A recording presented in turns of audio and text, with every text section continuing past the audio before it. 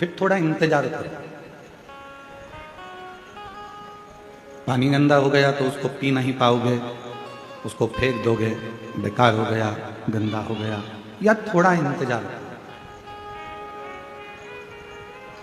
पानी गंदा होने पर पीने के लायक नहीं रहता और वाणी गंदी होने पर बात करने के लायक नहीं रहती।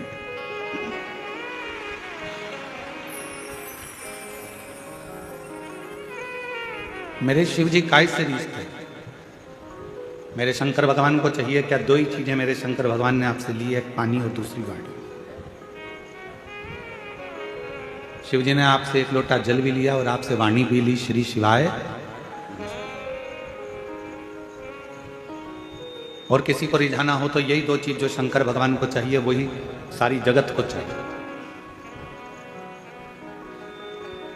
पूरी दुनिया को आपसे कुछ नहीं चाहिए। जो शंकर भगवान मृत्यु लोक के देव अधिदेव महादेव, जो पृथ्वी के देवता हैं, देव अधिदेव महादेव जो इस मृत्यु लोक के देव हैं, जो उन्होंने संसार के लोगों से लिया वही संसार के लोग भी आपसे लेना चाहिए।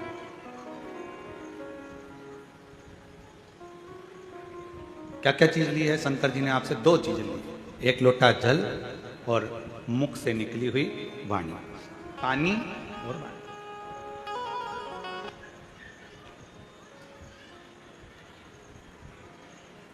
पानी भी शिव जी ने लिया है और वाणी भी शिव जी ने ली।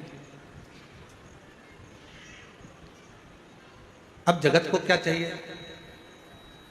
जगत के लोगों को क्या चाहिए? जो शंकर भगवान ने आपसे लिया, पानी भी शंकर भगवान ने लिया और वाणी भी, उसी तरह संसार के लोगों को भी आपसे कुछ नहीं चाहिए। संसार के लोगों को भी केवल दो चीज चाहिए, एक कोई अतिथि तुम्हारे दरवाजे पर आए या किसी के प्राण छूट रहे हों तो जरा सा पानी उसको पीने को मिल जाए। अतिथि आए उसका सम्मान पीने के पानी से हो जाए और अतिथि आए तो आपकी मीठी वाणी से उसका सत्कार हो जाए। बस ये दो चीजें चाहिए, जो शंकर को भी प्रिय है और जगत को भी प्रिय है।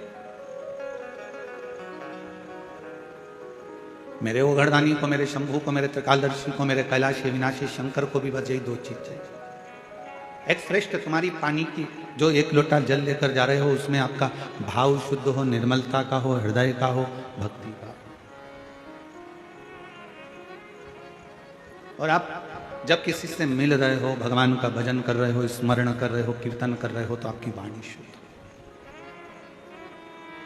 वाणी ऐसी बोलिए जो मन का आपा हो। पर आज के जमाने में वाणी ऐसी बोलिए जो जम के झगड़ा हो, पर उससे मत बोलिए जो तुमसे तगड़ा हो। आज का जमाना उल्टा है कि वाणी तो बोलो पर ऐसी बोल रहे हैं लोग, आपस में झगड़ा हो रहा है, लड़ाइयाँ हो रही हैं, अपशब्द कहे जा रहे हैं, ताने दिए जा रहे हैं, गालियाँ दी जा रही है, आड़े टेढ़े वचन बोले जा रहे हैं।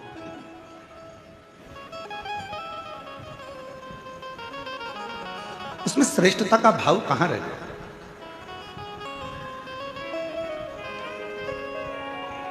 बोल मेरी जीवा हरि हरि, 10-10 भोजन पान करे और राम नाम में मरी मरी।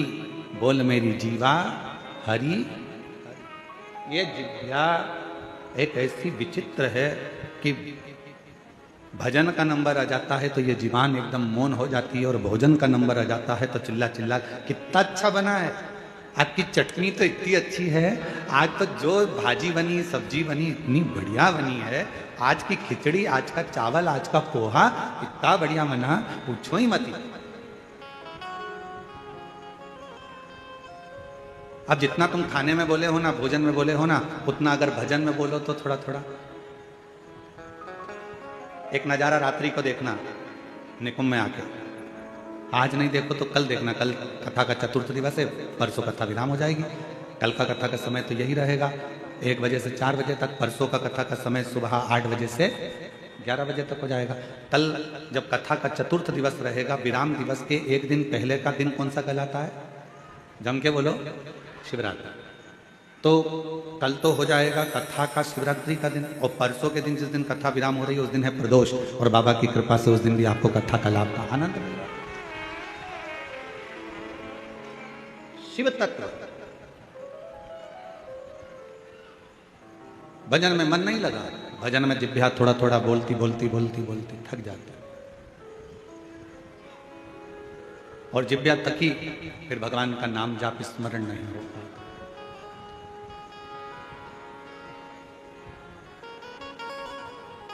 बड़ी मुश्किल से ये जिभ्या भगवान की अविरल भक्ति में रम पाती है। और एक बात और याद रखना, बहुत समझने वाला विषय है इस बात का।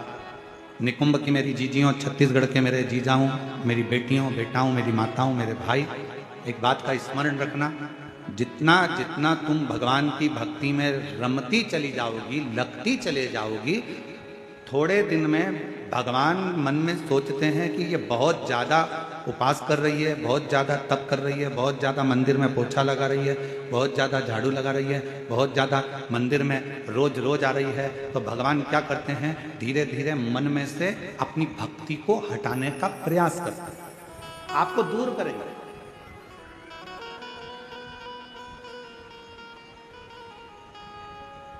आपको अपनी भक्ति में से थोड़ा थोड़ा भगवान दूर करने का प्रयास करेंगे, जिससे ये मुझसे दूर हो जाए।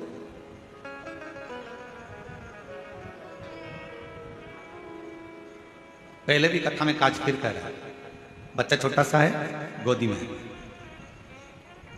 मां बच्चे को कब उतारती है, जब वो बच्चा खिलौने से खेलने लगता है। भगवान अपने भक्त को वैभव देते हैं, गाड़ी देते हैं, बंगला देते हैं, धन देते हैं, संपदा देते हैं, सत्ता देते हैं, सब कुछ देते हैं, और धीरे धीरे मेरे भोले बाबा आपको अपने आप से दूर कर लेते हैं। उस समय पर आपको चतुरता चाहिए।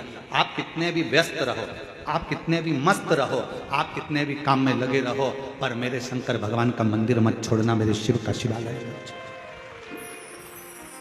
शिव पुराण मत छोड़ो, शंकर का भजन मत छोड़ो, मेरे महाकाल राजा का द्वार मत छोड़ो, मेरे कुबेर भंडारी का स्मरण मत छोड़ो। बहुत व्यस्त रखेगा। और सबसे ज्यादा व्यस्तता कब होती है, जब आपका मंदिर जाने का समय होता है। आपने सोचा कि सुबह टाइम नहीं मिलता तो मैं 10 बजे मंदिर जाऊंगी, तो भगवान सबसे ज्यादा व्यस्त तुम्हें 10 बजे कर देगा। तुमने सोचा कि मैं 10 बजे मंदिर नहीं जाऊंगी, शाम को 4 बजे जाऊंगी, जब सब दुकान चले जाएंगे, बच्चे स्कूल चले जाएंगे, सब अपने काम में लगे, 4 बजे मंदिर जाऊंगी, भगवान इतना व्यस्त कर देगा 4 बजे कि तुम मंदिर नहीं जाओ। फिर तुमने सोचा अब ऐसा नियम बनाती हूँ कि शाम को 7 बजे मंदिर जाऊंगी, सब आ जाएंगे, सबका खाना बना दूंगी, सबको घर में रुके, फिर मैं मंदिर। भगवान ऐसी व्यस्तता लाएगा कि 7 बजे भी तुम्हारा मंदिर का समय छूट जाए, तुम्हें दूर करेगा।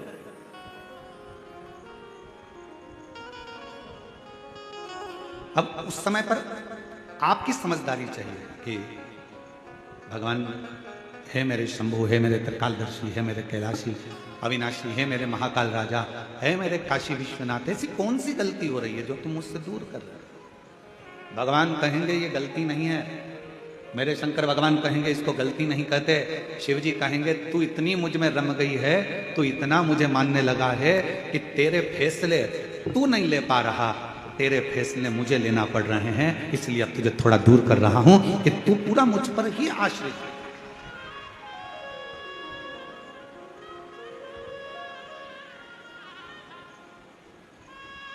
तारकासुर था असुर,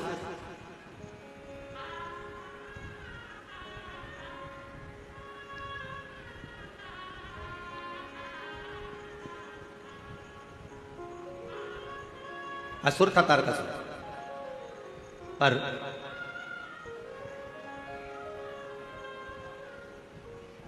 तारकासुर ने अपने बेटों को अपने पास में बुलाया, तारकाक्ष, विदुमाली और कमलाक्ष, तीनों को।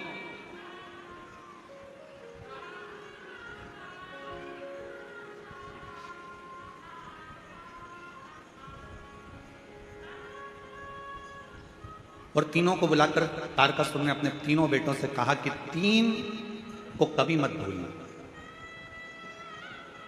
और सुन लो मेरी छत्तीसगढ़ की जीजियों, मेरे छत्तीसगढ़ के जीजाओं, बहुत सावधानी से।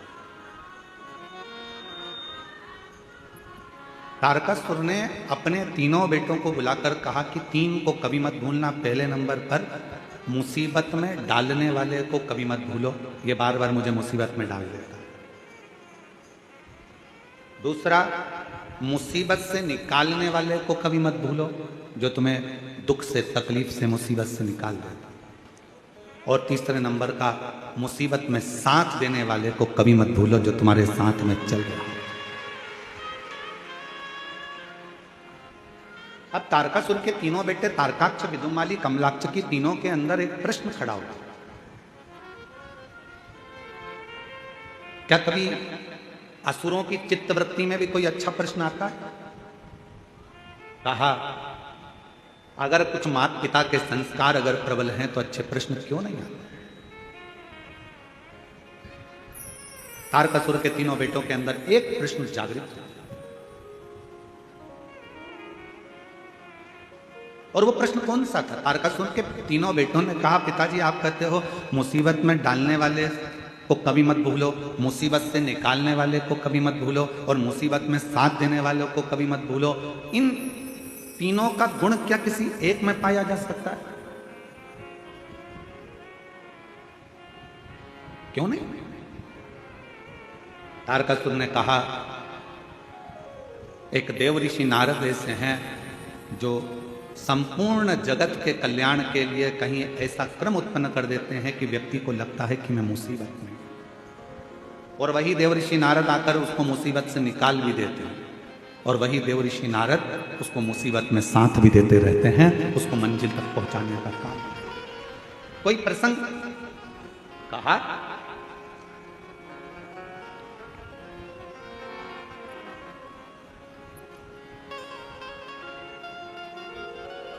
तारकासुर ने कहा, एक प्रसंग मेरे स्मरण में आता है। वो कौन सा प्रसंग है? कहा, वो प्रसंग है भगवान शंकर के नेत्र से रुद्राक्ष की उत्पत्ति हुई, और भगवान शंकर के नेत्र के जल से ही अंधकासुर की उत्पत्ति।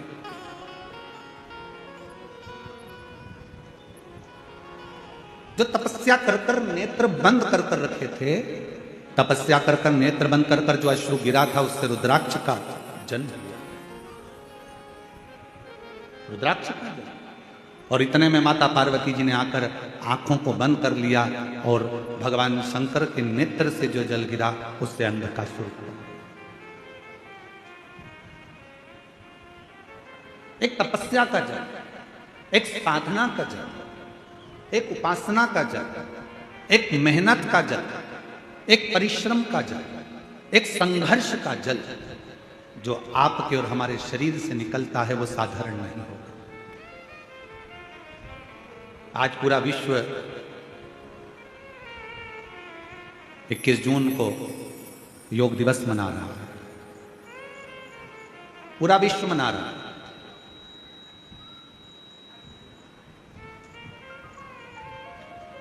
योग ऋषि बाबा रामदेव जी ने पूरे विश्व में इस योग की एक ऐसी अलग जगह दी कि केवल भारत देश ही नहीं, विश्व में भी इस योग दिवस को मनाया जा रहा है।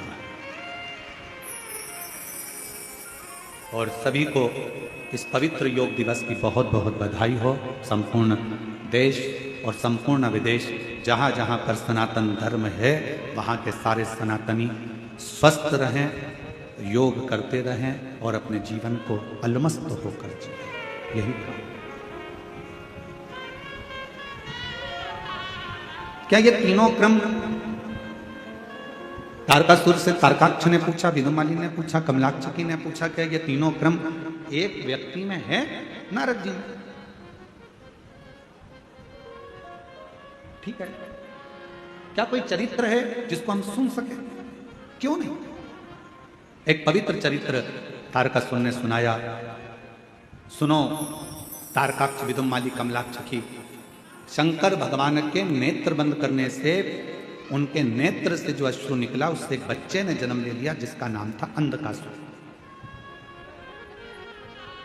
पार्वती जी ने उसको गोदी में ले लिया।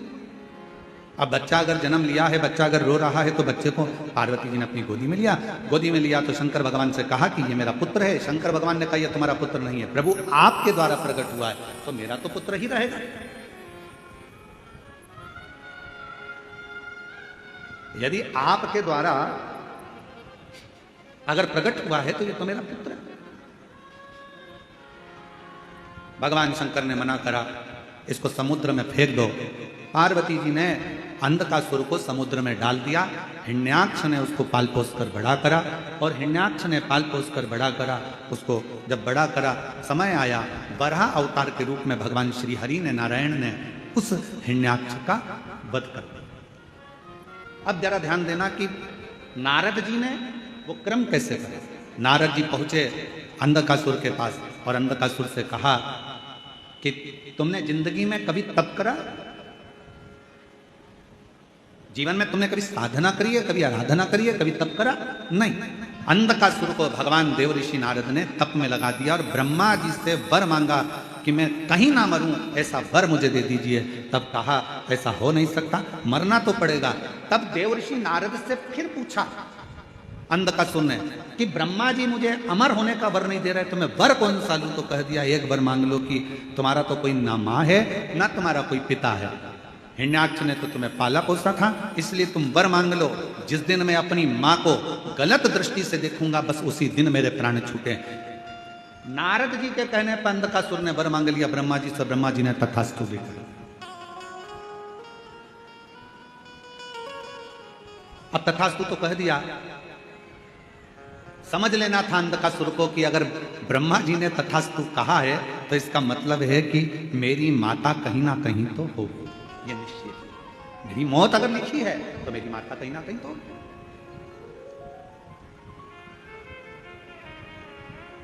दे दिया भाई।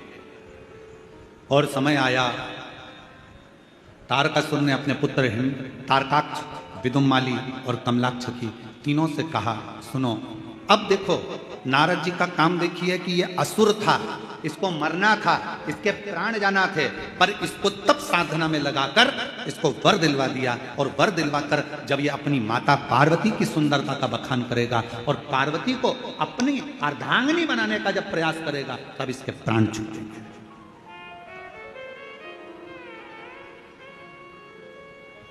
और समझाया देवऋषि नारद ने। ऐसा नहीं कि देवऋषि नारद समझाते नहीं है, नारद जी का काम है समझाना, ज्ञान देना।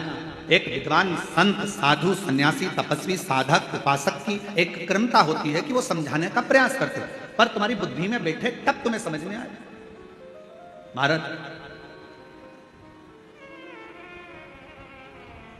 वो कहते हैं ना कि जब लड़के के लिए लड़की देखने जाते हैं तो फूफा जी जाते हैं, मामा जी जाते हैं, काका जी जाते हैं, बड़ा भैया जाता है, दामाद जाते हैं, सबको फोन लगाया जाता है, अरे दामाद जी तुम्हारे साले के लिए लड़की देखने जाना है। अच्छा। अरे मामा जी तुम्हारे भांजे के लिए लड़की देखने जाना है। फूफा जी तुम्हारे भतीजे के लिए लड़की देखने जाना है। चलो, अब सबको ले जाकर लड़की वालों के यहाँ बिठा दिया और लड़की वालों के यहाँ पर लड़की चाय की ट्रे लेकर आई। तो जितने भी देखने गए थे ये सब आपस में मन में विचार करने लगे कि हम हमारे साले के लिए लड़की देखने के लिए आए हैं, हम हमारी भांजे के लिए लड़की देखने आए हैं, हम हमारे भतीजे के लिए लड़की देखने आए हैं। सब के सब जितने लड़की देखने गए थे सब ने विचार करा, अपना ही निर्णय गड़बड़ हो गया था तो फिर भांजे का निर्णय कैसे ले पाएंगे।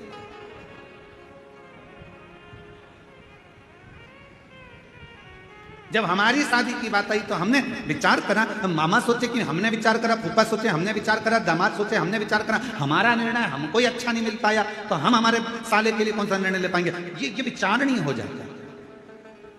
परशु महापुराण की कथा एक बात कहती है, जन्म, मरण और परण ये तीन मेरे शंकर भगवान के हाथ में है। भगवान शिव ने ये किसी को नहीं, ये भगवान शिव ने किसी को नहीं दिया। जन्म कब होना है, कहाँ होना है, कैसे होना है, कितनी बजे होना है, ये निश्चित स्वयं देव महादेव करते हैं। मरण, मृत्यु कहाँ होना है, किस जगह पर होना है, भले तुम कहीं पर भी रहते हो पर तुम्हारी मौत जहां लिखी होगी, जब लिखी होगी, जिस जगह पर लिखी होगी, जिस घड़ी में लिखी होगी, उस घड़ी में, उस पल, उस समय में मृत्यु तुमको लेकर चली जाएगी। और अगर तुम्हारी मौत नहीं लिखी है तो चाहे दुनिया के लोग मृत्यु के घाट उतर रहे हों, बाबा भोलेनाथ उस व्यक्ति को कैसे भी काल के पंजे से निकाल कर बाहर ले आएंगे। कोई बच जाएगा और मालूम पड़े बाकी के मर जाए। और ये हुआ।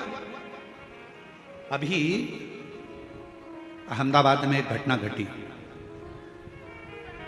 बोलो टीवी पर देखी थी कि नहीं देखी थी? अरे जम के तो बोलो।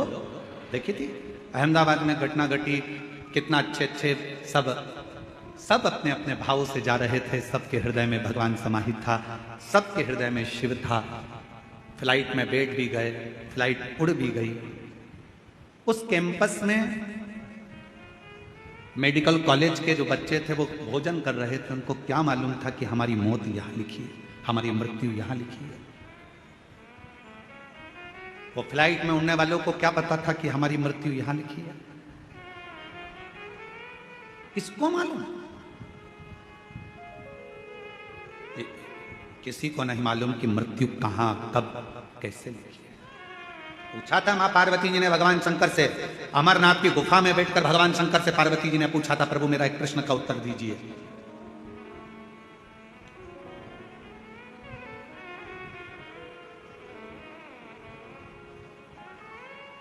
मृत्यु की तिथि, मृत्यु का समय, मृत्यु का पल, मृत्यु की घड़ी कब लिखी जाती है?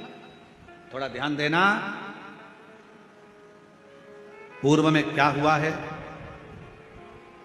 तुमने कितना कमाया, कितना गमाया, पूर्व में क्या तुम्हारे पास था, क्या नहीं था, यह बताना सरल है, पर आने वाला समय क्या कह रहा है, कितने दिन जियोगे, कब चले जाओगे, कब आखिरी सांस होगी, कब भगवान का भजन कर रहे होगे, कब प्राणों को त्याग रहे होगे, ये बताना कठिन है, बहुत कठिन। कोई कितना भी विद्वान संत बन जाए, कोई कितना विद्वान साधु बन जाए, कोई कितना विद्वान सन्यासी बन जाए, कोई कितना भी बड़ा महाराज बन जाए, वो बता नहीं सकता। याद रखना, सबसे पहला दर्शन करने के लिए मेरे शंकर भगवान राम जी के दरवाजे पर गए थे, मां कौशल्या जी की गोद में से राम जी को गोद में लेकर दर्शन किया था। क्या मेरे शंकर भगवान को नहीं मालूम था कि राम जी को 14 वर्ष के लिए वनवास जाना पड़ेगा? मेरे राम जी को मालूम था। क्या मेरे राम जी को नहीं मालूम था कि सीता जी का परित्याग करना पड़ेगा? मेरे शंकर भगवान को मालूम था।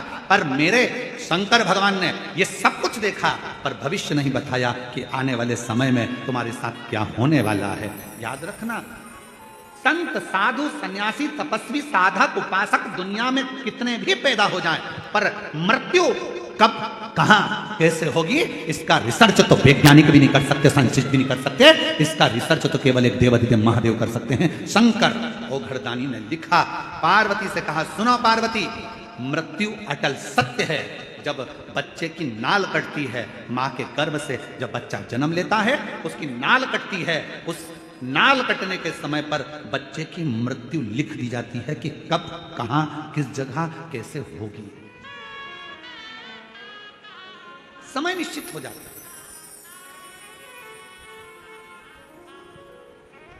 स्वामी विवेकानंद जी का प्रसंग याद कर लीजिए। स्वामी विवेकानंद जी ने रामकृष्ण परमहंस जी से पूछा था कि व्यक्ति को भगवान का नाम कब लेना चाहिए। रामकृष्ण परमहंस जी ने कहा था, मरने के 1 मिनट पहले। मरने के 1 मिनट पहले भगवान का नाम लेना चाहिए। तो रामकृष्ण परमहंस जी से स्वामी विवेकानंद जी ने पूछा कि मालूम कैसे पड़ेगा कि मरना कब है? तो रामकृष्ण परमहंस ने कहा, जब तुम्हें मालूम ही नहीं है कि मरना कब है, तो हर पल, हर मिनट, हर क्षण भगवान का नाम लेते रहो। कौन सा क्षण आखिरी होगा, किसको मालूम है? कौन सा क्षण?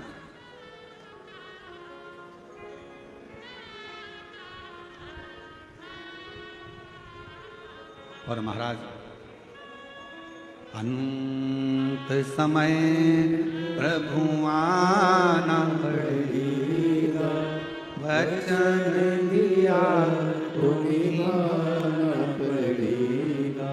आए ना आए प्रभु कुटुंब कबीरा, अंत समय प्रभु आना पड़ेगा, वचन दिया तो निभाना पड़ेगा।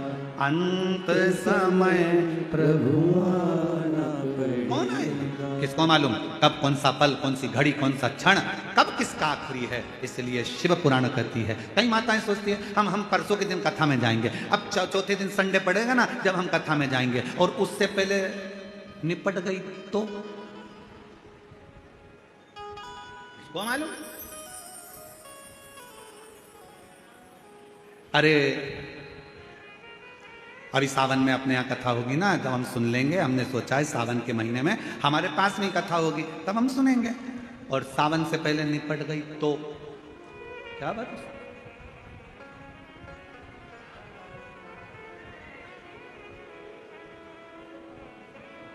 बहुत कठिन महाराज, बहुत कठिन।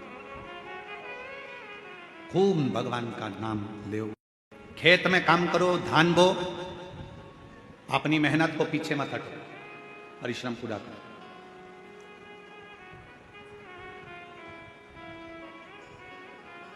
अभी छत्तीसगढ़ में एक चीज हमको देखने को मिल रही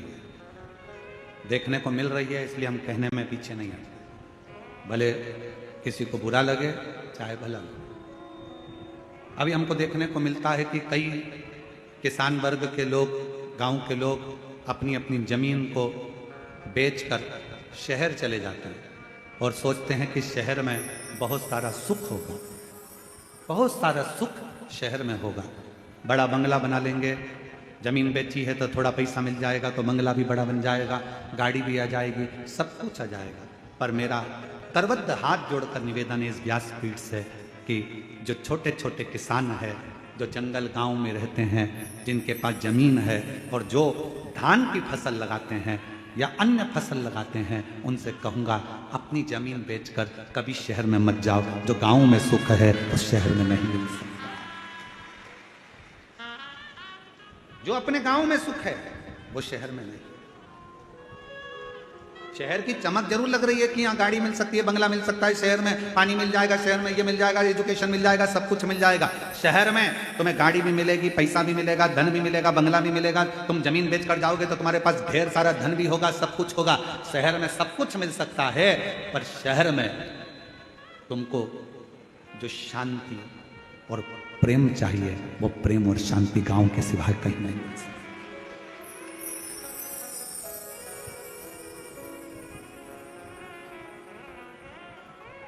कितना अंतर है शहर और गांव में। शहर में अगर कोई साधु भी आ जाए, संत भी आ जाए ना, तो लोग उसको भिखारी समझते हैं। मांगने आया होगा, दरवाजा बंद कर दो, दरवाजा मत खोलना, दरवाजे पर लिख देते हैं कुत्तों से सावधान, अंदर मत घुस जाना। शहर में अगर कोई साधु संत भी आ जाए तो लोग उसको भिक्षुक समझते हैं, भिखारी समझते हैं। और गांव में अगर कोई भिखारी भी आ जाए ना तो लोग उसे संत समझते हैं, साधु समझते हैं, सन्यासी समझते हैं, तपस्वी समझते हैं। मत बेचो अपनी जमीन को, भले थोड़ा सा टुकड़ा है, थोड़ी सी फसल लगाओ, अलमस्त जिंदगी जियो। अपनी जमीन है, अपनी जमीन पर रह हो, तुम सब जमींदार हो। लोग कहते हैं ये किसान है, हम कहते हैं जिसके पास जमीन का भी अगर एक टुकड़ा है तो वो जमींदार से कम नहीं है, अपनी मस्ती में जीने वाला है, अपनी मस्ती।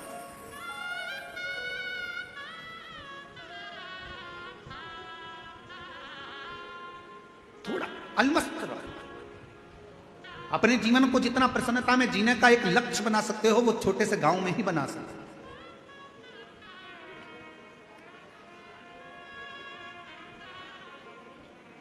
शिव कथा करे, भगवान शंकर का चरित्र करा, शिव महापुराण की कथा करे, या भगवान शंकर का संवाद कथा है। भीतर की जो प्रसन्नता है, देवऋषि नारद ने अंधकासुर को भगवान की भक्ति में लगा दिया। अब वो विचार करता है कि वर मिल गया, वर मिलने के बाद उसने विचार करा कि मुझे शादी करना है, कोई अच्छी लड़की मिल जाए। जो लड़की थी कहाँ, शिव जी उसको ब्याह कर ले गए। माता पार्वती जी की सुंदरता की ओर उसका मन डोल गया, मन उसका विचलित हो गया पार्वती जी की ओर, और आखिरी में पार्वती जी को लेने गया। उसको नहीं मालूम था कि ये मेरी माँ है, इसने जब मेरा जन्म हुआ तो गोदी में मुझे ले लिया था, और मुझे गोदी में लेकर ये निश्चित हो गया था कि ये मेरी माता हो। जब बच्चे की नाल कटती है उस समय पर निश्चित हो जाता है कि इसकी मृत्यु कब होगी, कहां मरेगा, किस जगह मरेगा, किस जगह प्राण छूटेंगे, जल में, थल में, वायु में, विमान में आदि, कहां, गाड़ी में, घर में, जहां उसके प्राण छूटने का होता है वहां का लिख दिया जाता है। अपने जिले में, अपने क्षेत्र में, अपने प्रदेश में, दूसरे प्रदेश में, दूसरी जगह में, कहां लिखा वहां जाता है। वहां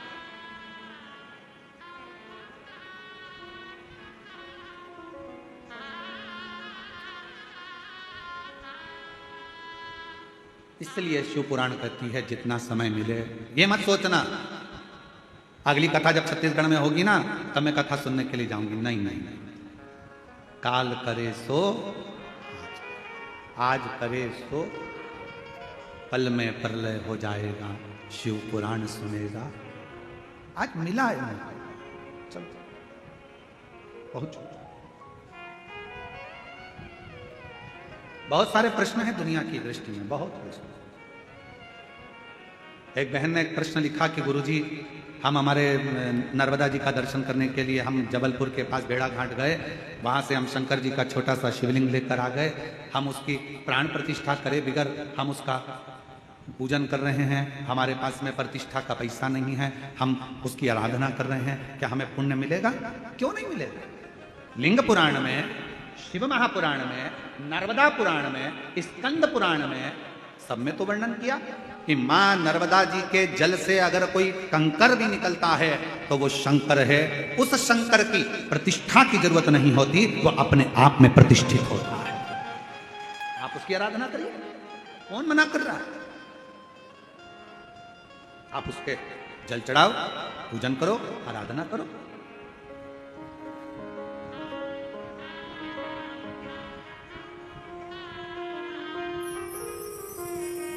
और आप जब उसकी आराधना करेंगे, उसका स्मरण करेंगे तो सुख अपने आप आएगा।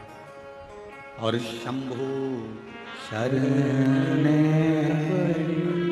मांगू घड़ी रे, दुख काटो दया करी दर्शन आपो।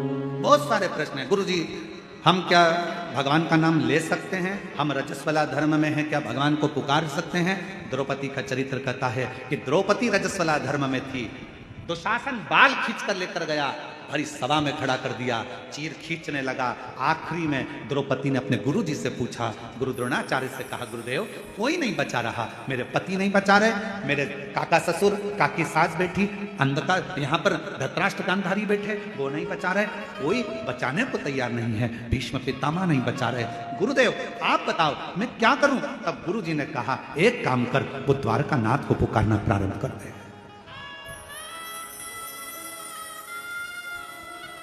भगवान को पुकार। द्रौपदी कहती है मैं रजस्वला धर्म में हूं, रजो धर्म है मेरा, मैं भगवान को पुकारूं। हाँ आएगा। रजो धर्म के समय पर भी द्रौपदी ने अपना मंत्र का स्मरण करा।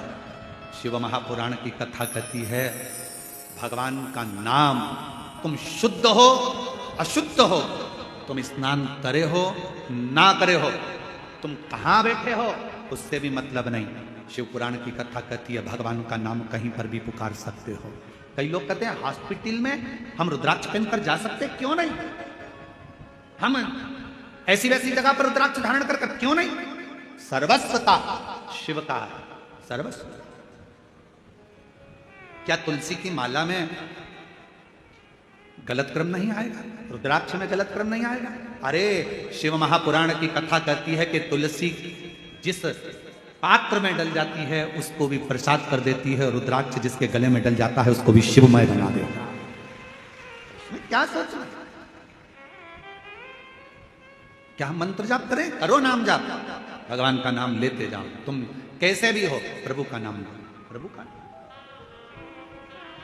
श्री शिवाय नमस्तुभ्यं, श्री शिवाय नमः। सब बोलो, सब जितने भी बैठे, लाखों की संख्या में आप लोग आए, कोई पंडालों में जगह नहीं है, रोडों पर आप लोग बैठे हो, दिल से बोलिए, भाव से बोलिए, श्री शिवाय नमस्तुभ्यं, श्री शिवाय नमस्तुभ्यं, श्री शिवाय नमस्तुभ्यं, श्री शिवाय नमस्तुभ्यं। भगवान का नाम कहीं पर कभी भी कैसे भी किसी भी घड़ी किसी भी पल किसी भी क्षण पुकार सकते। रात्रि को नींद ना आए, बैठ जाओ, 2 मिनट भगवान का नाम पुकारो। कोई काम अड़चन आ गई है, परिश्रम करो, मेहनत करो, कुछ देर भगवान के नाम का स्मरण करो, भगवान आए आए। जब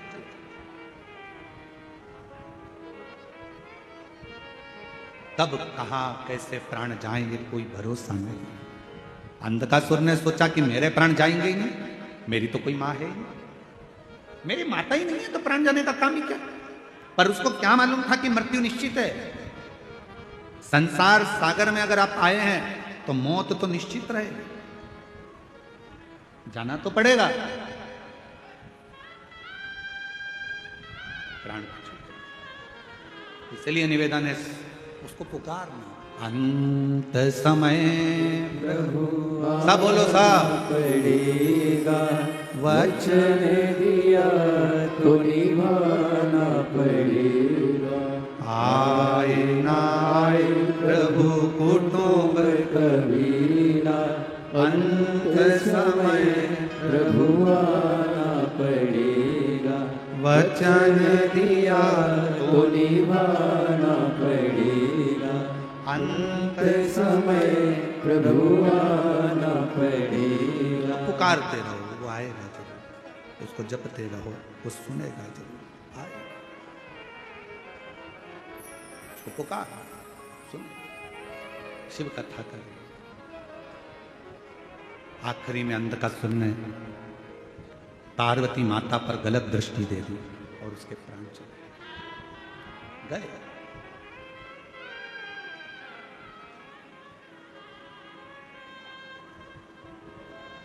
कई लोग ऐसे भी हैं, यहीं बैठे हैं, कई मेरी जीजियां ऐसी बैठी हैं, कई बेटियां ऐसी बैठी हैं, कई जीजा ऐसे बैठे हैं। उनके मन में हमेशा एक बात आ जाती है, ए गुरुजी, हमने भगवान को ऐसे ऐसे कर लिया, गलती हो गई। अब जैसे कल कथा सुनी तो कहा कि गुरुजी आपने बताया कि जिस दिन व्रत होता है उस दिन बेलपत्र नहीं तोड़ना चाहिए, और हमने पुराने समय में हमने पशुपति व्रत करे, हमने तो उसी दिन बेलपत्र तोड़ लिया, तो हमने गलती कर दी। आपको मालूम नहीं था, आपके स्मरण में नहीं था, आपको याद नहीं था। और जब तक मालूम नहीं रहता, स्मरण में नहीं रहता, याद नहीं रहता, तो सोच लेना चाहिए कि हमारा शंकर हमें माफ करता चले जा रहा है, हमारा शिव हमें माफ कर, हमारा शंकर माफ कर रहा है, ये निश्चित है। हमें स्मरण में नहीं था। अब बार बार पीछे का सोचो, बार बार पीछे का स्मरण करो तो आगे बढ़ पाओगे क्या? अरे बोलो तो जम के बढ़ पाओगे? नहीं। अरे ऐसा हो गया, अरे वैसा हो गया, अरे ये हो गया, अरे वो हो गया, बार बार पीछे का याद कर।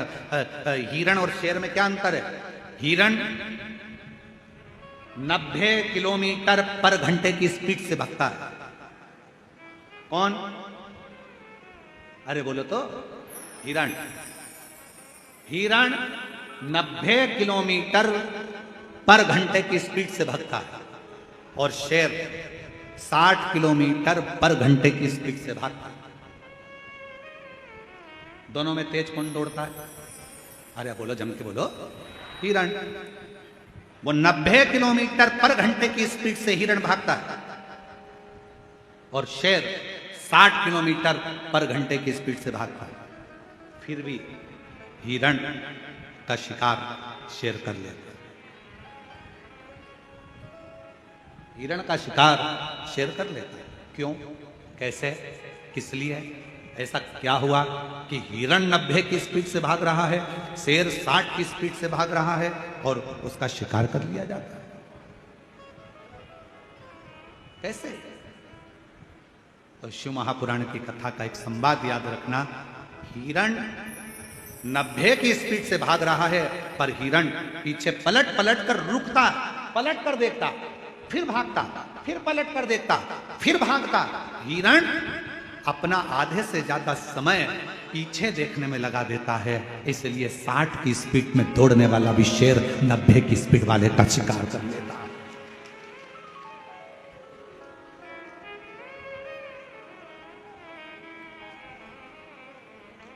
पलट रहा है, पीछे देख रहा है, पीछे, फिर पीछे देखा, फिर पीछे देखा, फिर पीछे देखा, फिर पीछे देखा, तो शेर ने उसका शिकार कर लिया। 90 की स्पीड में भाग रहा था हिरण, पर 60 वाले ने 90 वाले का शिकार कर लिया,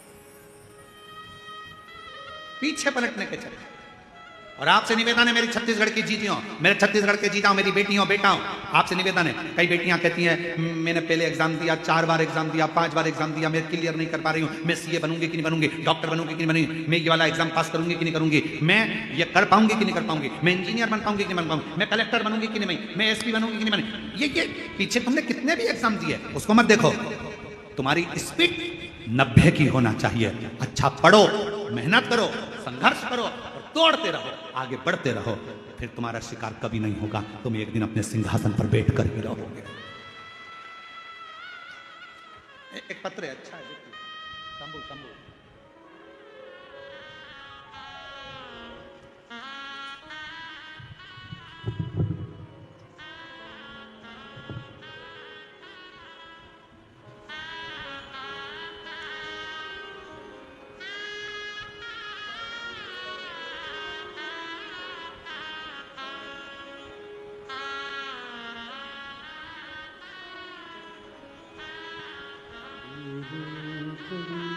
दुख काटो दया करी न दर्शन आपो, शंभु शरण पड़ी मागो घड़ी रे घड़ी, दुख काटो दया करी न दर्शन आपो। खुशबू राहुल जैन, कहीं बैठे हो?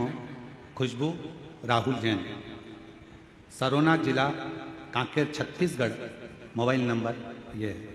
खुशबू राहुल जैन, अगर कहीं बैठे हो तो बेलपत्र लेने के लिए आ सकते हैं। खुशबू राहुल जैन, सरोना जिला कांकेर छत्तीसगढ़, मोबाइल नंबर। गुरुदेव, बाबा का कितना बखान करूं, कम है। गुरुदेव, मुझे झटके आते थे और झटके के कारणवश मैं गिर जाती थी और मुझे याद नहीं रहता था कि क्या हो,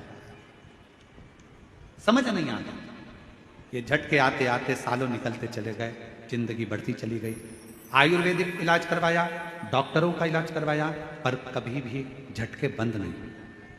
आखिरी में किसी बहन जी के कहने पर कथा सुनना प्रारंभ करी, शिव जी पर जल चढ़ाना, बेलपत्र चढ़ाकर खाना, शिव जी के मंदिर की सेवा करना प्रारंभ करी, और बाबा की कृपा से 11 मार्च 2021 से कोई झटका नहीं आया। बाबा की कृपा से मैं ठीक। 11 मार्च 2021 से लास्ट झटका आया था, उसके बाद से मेरे बाबा ने मुझे समाध दिया। महाकाल बाबा की कृपा, कुबेर भंडारी की कृपा, मैंने शिव जी को अपना पिता मान लिया।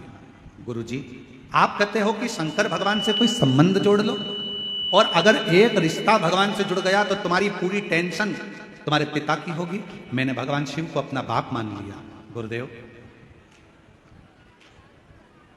मेरे 2 बच्चे हैं, सोचती हूं कि अपने बच्चों के लिए और अपने परिवार के लिए कुछ करती रहूं, जिससे मेरा परिवार में कहीं धन की कमी ना हो। मेहनत आप करते हो पूरी करो। मैंने भी एक दिन एकांत में बैठकर विचार करा कि मैं क्या करूं। शिव जी के हाथ छोड़ दिया। मेरे पिताजी जैसा मार्ग बताएंगे मैं करूंगा। और बाबा की कृपा से एक दिन बैठी थी, एक साड़ी में फाल लगाने को आ गई। फिर मैंने ब्लाउज सिलना प्रारंभ करा, फिर मैंने बड़ी बनाना प्रारंभ करा, फिर मैंने पापड़ बनाना प्रारंभ करा, फिर मैंने चिप्स बनाना प्रारंभ करा, और आज बाबा की कृपा से अच्छा व्यापार मेरे शिव रूपी पिता के हाथ से चल रहा है, और मैं अच्छा आनंद के साथ कार्य कर रहा हूं। किसके आश्रित होकर? शिव के आश्रित, शंकर के आश्रित। एक पत्र और देखिए, पद्मा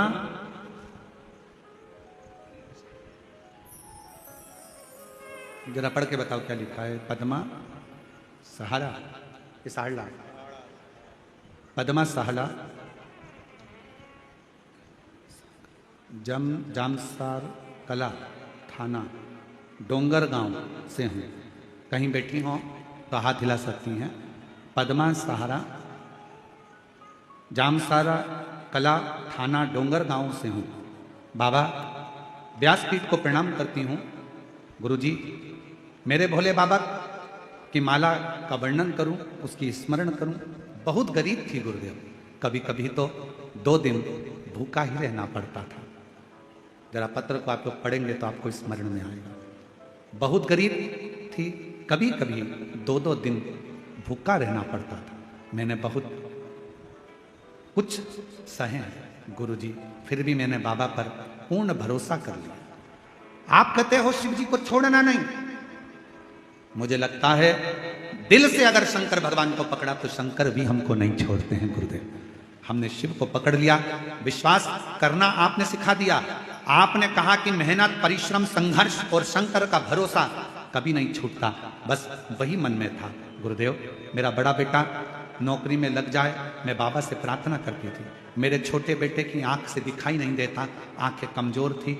मैं बाबा से प्रार्थना करती कि बाबा मेरे बेटे की नौकरी लग जाए और मेरे बेटे को दिखना प्रारंभ हो जाए। उसकी आंखों में दिखाई नहीं देता, बहुत परेशान, करूं तो करूं क्या। शिव पर भरोसा करा, आपकी कथा दिन रात सुनती।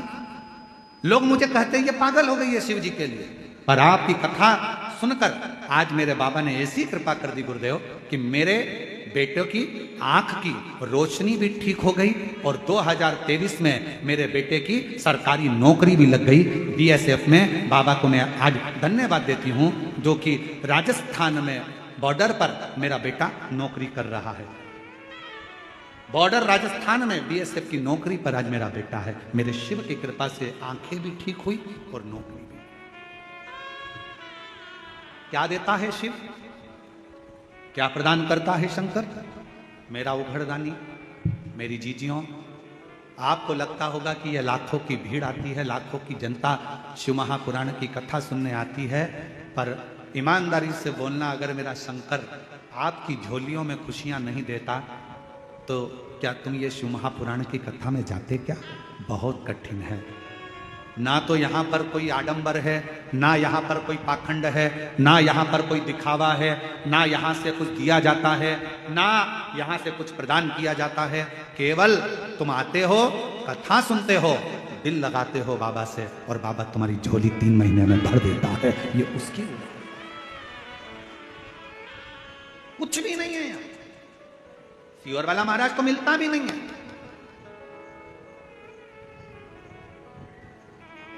हम आपसे मिलते भी नहीं, और नहीं मिलने का कारण केवल एक है कि भगवान को भगवान रहने दो, इंसान को भगवान मत बनाओ, इसलिए नहीं मिलते आपसे।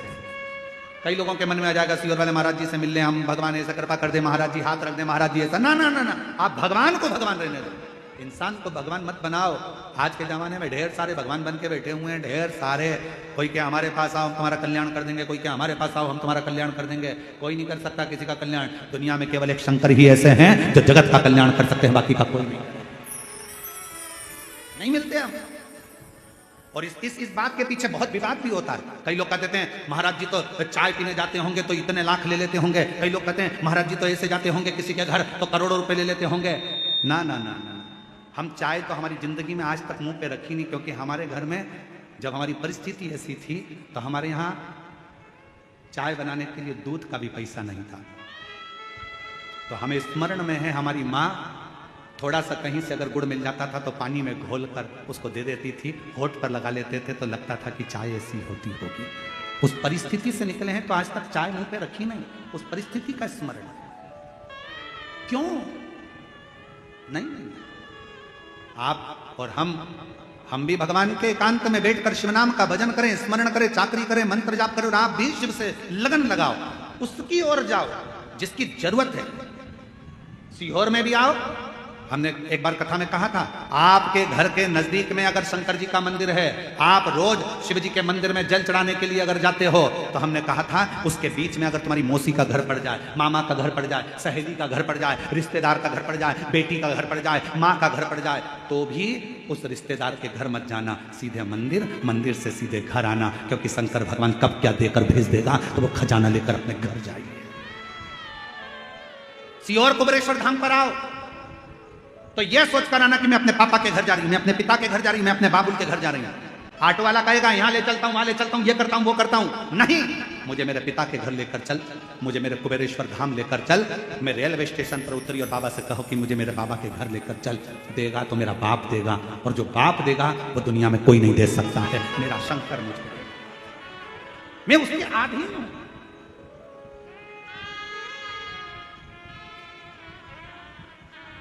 रिश्ता तेरा मेरा सबसे प्यारा, रिश्ता तेरा मेरा सबसे प्यारा, तू मेरा बाबा मैं हूँ तेरा लाला, मैं हूँ तेरा लाला, तू मेरा बाबा, मैं हूँ तेरा बुलंद मेरे बाबुल से है, मुझे उसके द्वार जाने।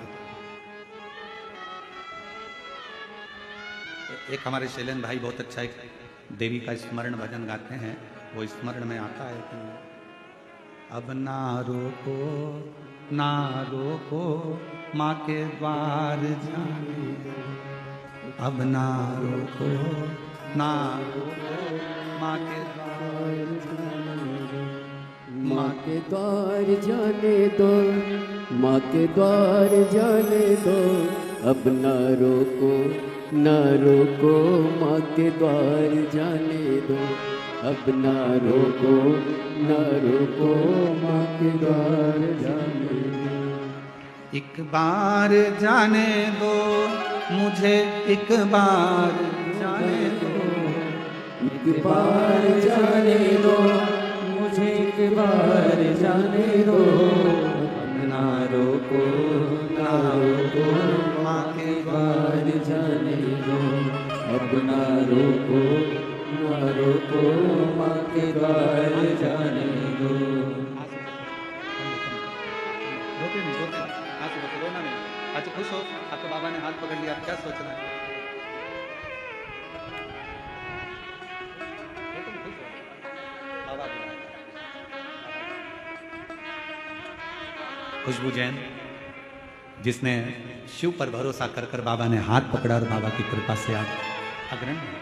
अब ना रोको माँ के द्वार जाने दो, एक बार जाने दो मुझे, एक बार जाने दो, एक बार जाने दो मुझे, एक बार जाने दो, अब ना रोको माँ के द्वार जाने, अब ना रोको माँ के द्वार जाने।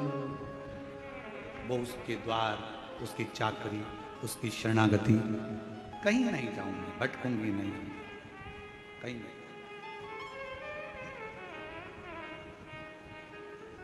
उससे कहूं दिल की बात, भटकूं नहीं।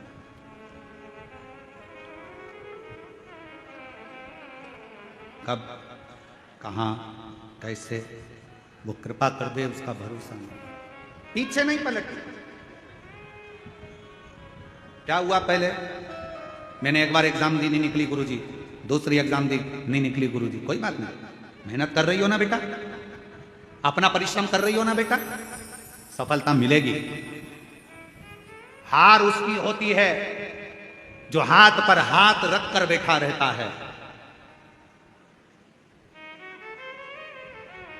हार उसकी होती है जो हाथ पर हाथ रख कर बैठा रहता है।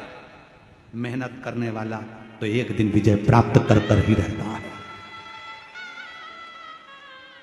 मिलेंगे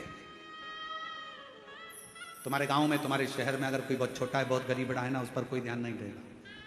बहुत गरीब बड़ा है, बहुत छोटा है, उस पर कोई ध्यान नहीं देगा। पर वही व्यक्ति अगर बड़ा हो गया, वही व्यक्ति धनपति हो गया, वही व्यक्ति विद्वान हो गया, उसी को लोग पूछने लगे, उसी को लोग जानने लगे, तो लोग फिर ताना भी देना प्रारंभ करेंगे। छोटे हो, छोटे बने रहोगे, कोई ना पूछेगा, छोटे हो कोई ना ध्यान देगा, पर जैसे ही तुमने पद प्रतिष्ठा यश वैभव प्राप्त करा, आपके ऊपर ताने भी लगेंगे, गाली भी लगेगी, अपशब्द भी लगेगा। सील ठप्पा लगना कोई साधारण बात नहीं है महाराज, डिग्री प्राप्त करना कोई साधारण बात नहीं है महाराज, सील ठप्पे लगना कोई साधारण बात नहीं है। मीराबाई के जीवन में सोचो, सांप का पिटारा आया, शेर के सामने जंगल में छोड़ दिया, कितना कितना कष्ट मिला मीराबाई को। पूछा मीराबाई ने, मैं गिरधर की गिरधर मेरा और मुझे इतना कष्ट सहना पड़ रहा। संत रविदास जी महाराज के चरणों में बैठकर मीराबाई ने पूछा, गुरुदेव, ओ गुरुदेव, संत रविदास जी के चरणों में बैठकर मीराबाई पूछती है, गुरुजी मुझे इतना कष्ट सहना पड़ रहा, मैं गिरधर की गिरधर मेरा। संत रविदास जी महाराज जी ने कहा, मीरा, जो भगवान के करीब में आता है, जिसको भगवान अपना बनाकर पृथ्वी पर जन्म देता है, उसको दुनिया के ताने, गाली, अपशब्द बहुत सहना पड़ता है, क्योंकि भगवान के हो रहे हो, भगवान ने तुमको जन्म दिया है और उसके लिए जी रहे हो, तो बहुत सहना पड़ेगा, बहुत सहना पड़ेगा, बहुत।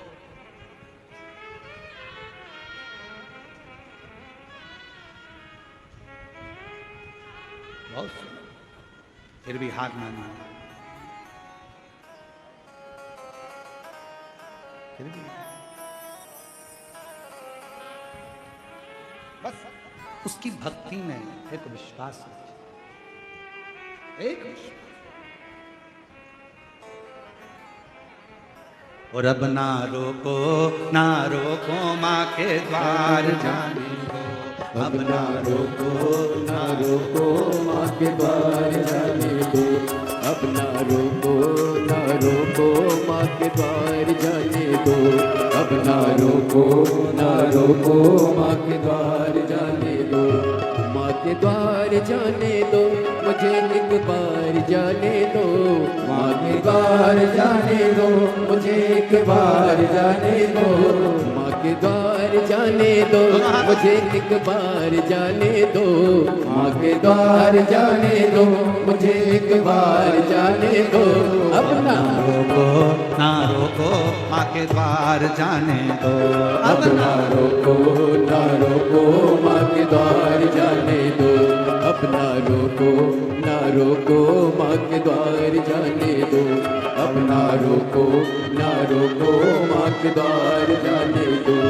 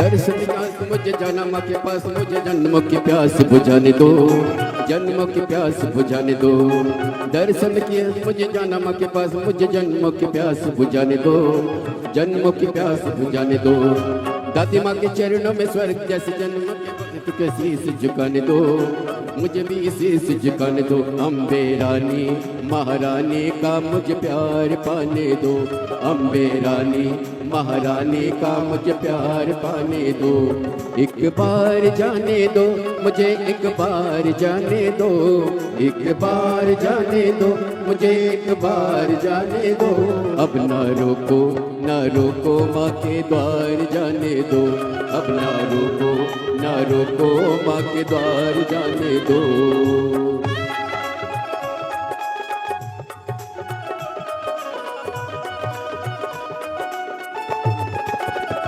जय हो।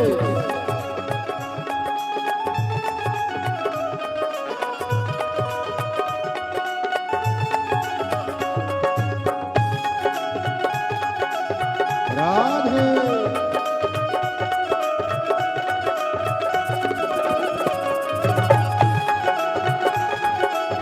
हरि बोल।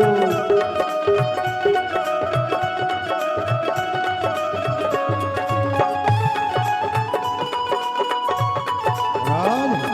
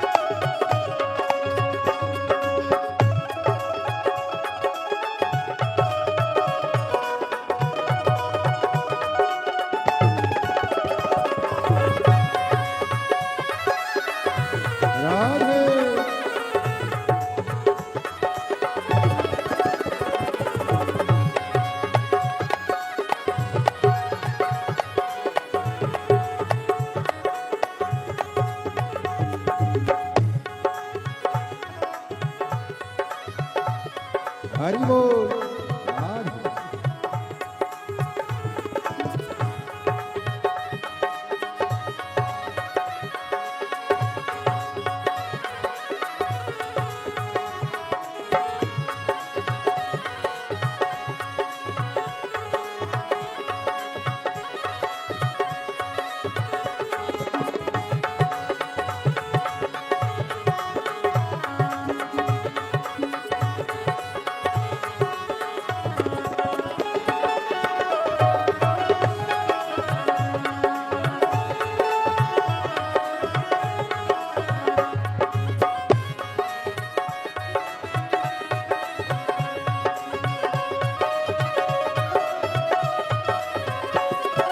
भरे भंडारों से सच दरबारों से सबकी भरती है झोलिया, सबकी भरती है झोलिया। भरे भंडारों से सच दरबारों से सबकी भरती है झोलिया, सबकी भरती है झोलिया।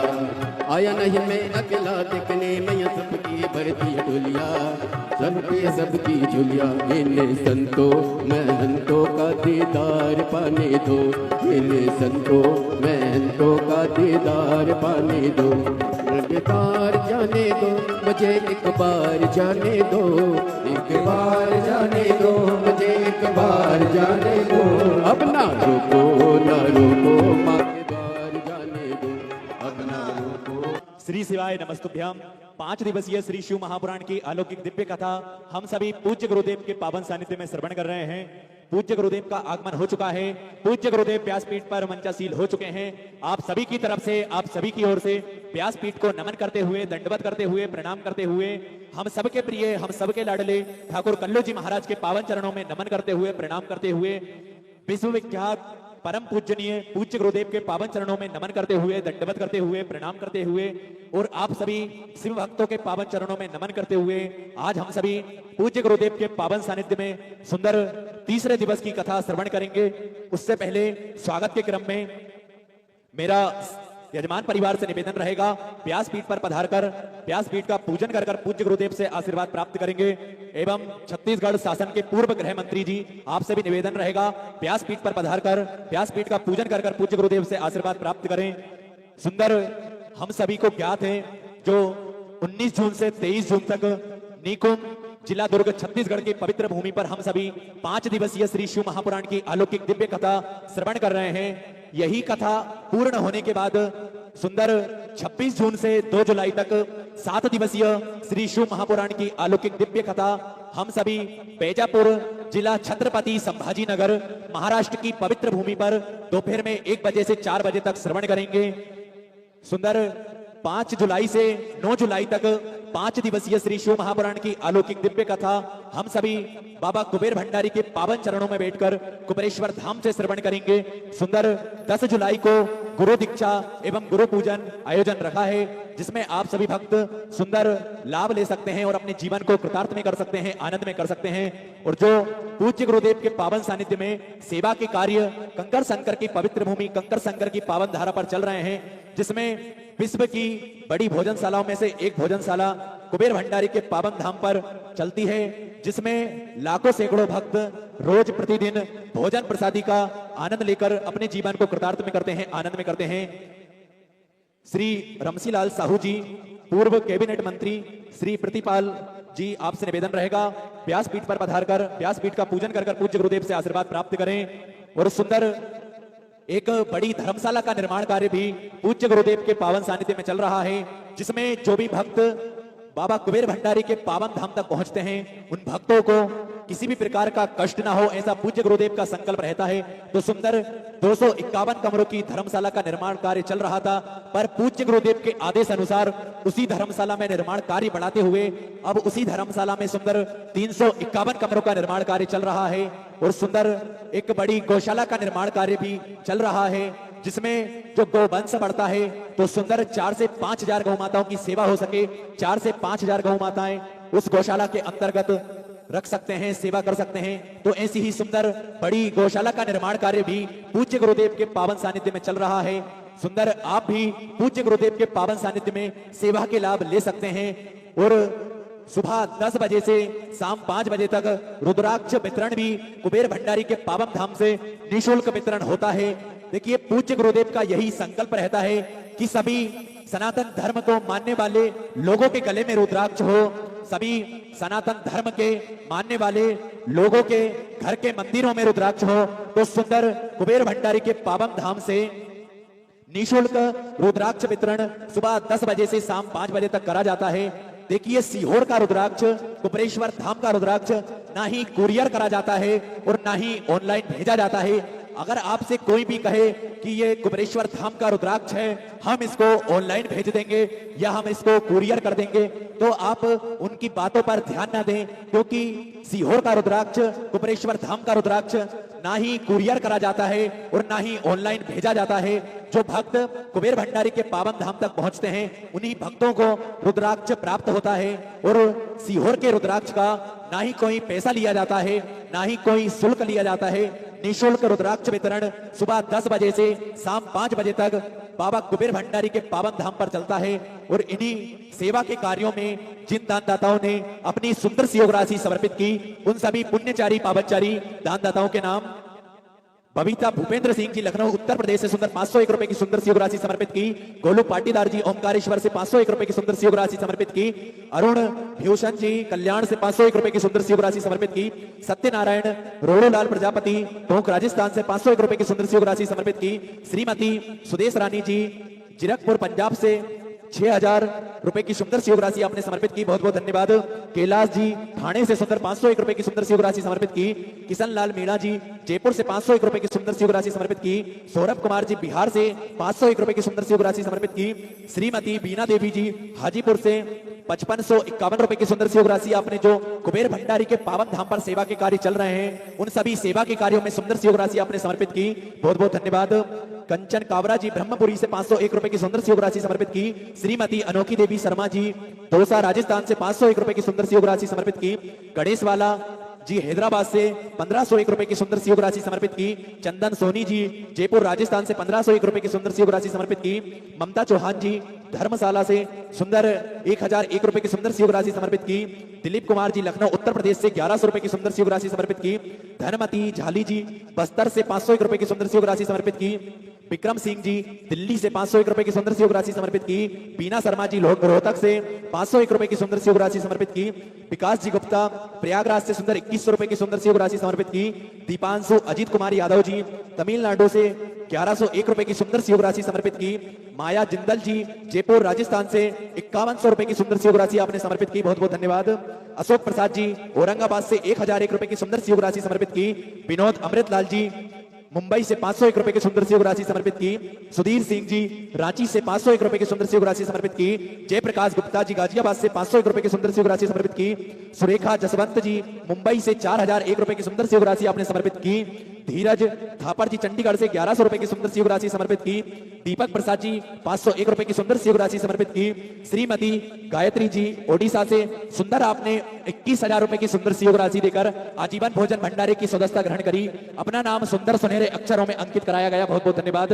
सुमामी हरेंद्र सिंह जी पटना से 501 रुपए की सुंदर सी योग राशि आपने समर्पित की। मृत्युंजय कुमार झा बेगूसराय से 501 रुपए की सुंदर सी योग राशि आपने समर्पित की, बहुत बहुत धन्यवाद। लक्ष्मी देवी जी की ओर से 501 रुपए की सुंदर सी योग राशि समर्पित की।